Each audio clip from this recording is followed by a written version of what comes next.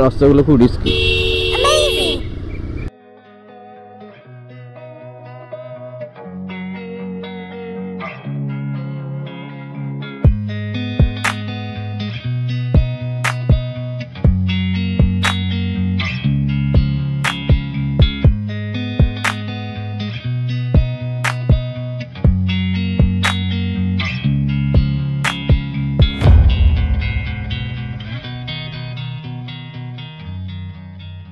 Hello friends,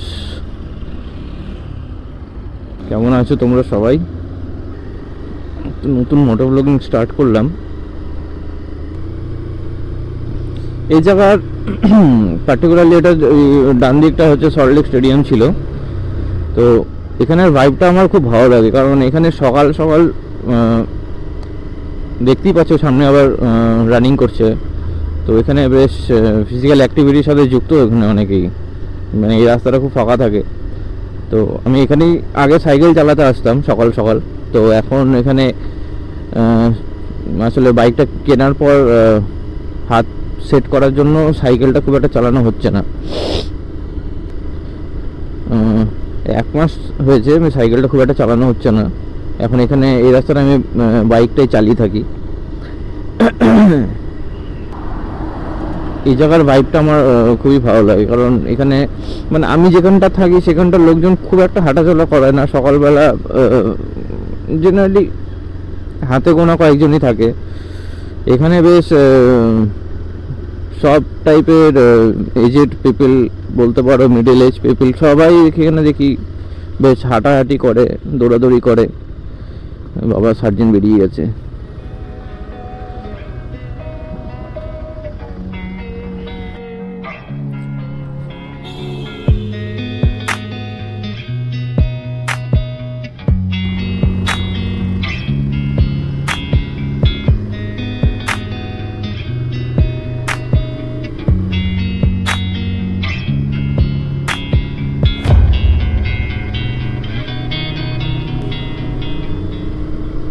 গরমকাল পড়ে গেছে, এখন অনেক তাড়াতাড়ি সকালে আলো ফুটে যাচ্ছে।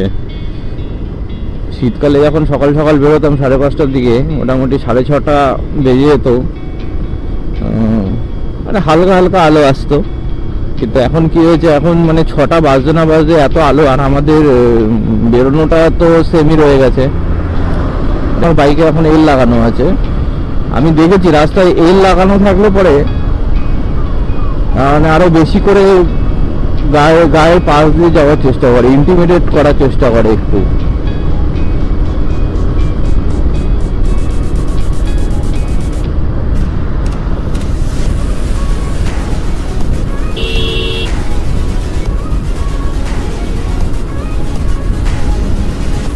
বেশি স্পিডে আমি চালাই না, আমি 50-50 এরকমই চালাই, মানে ম্যাক্সিমাম 50, 53, 55 এরকম।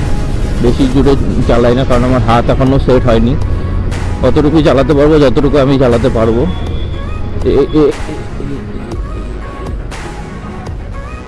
সিগন্যালটা খেয়ে গেলাম।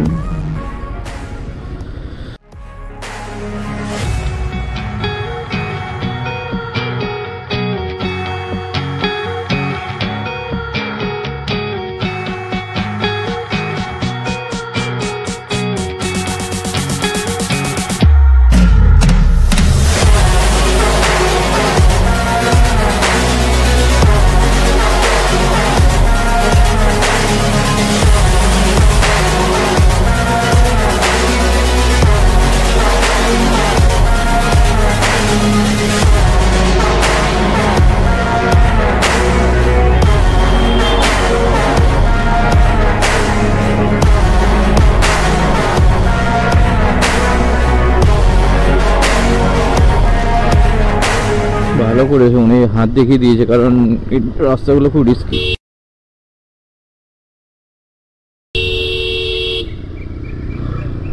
কানা মতন গাড়ি চালাবে ভাড়া।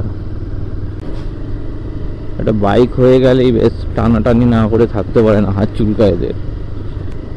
তাতে রাস্তার ওই পাশে চলে যাচ্ছে, মানে নিজের লেন তো পার করছে মানে রাস্তার ওই পারে প্রায় লেগে যাবে রেলিংয়ে গায়ে। এরকম একটা নতুন মোটো ব্লগ স্টার্ট করেছি, বন্ধুরা তোমরা একটু জানিও কেমন আসছে অডিও কোয়ালিটি। আমি তো বাড়ি থেকে এডিট করার সময় একটু দেখবই, মানে আর কোনো জায়গায় যদি if there is any room of improvement please do let me know. বাপরে বাপ, পাথর উড়াতে উড়াতে যাচ্ছে তো সামনের লরিটা।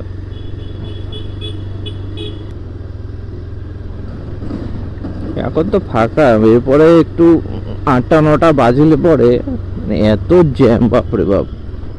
আর এই কাকুর গাছের এই ইনফেমাস জ্যাম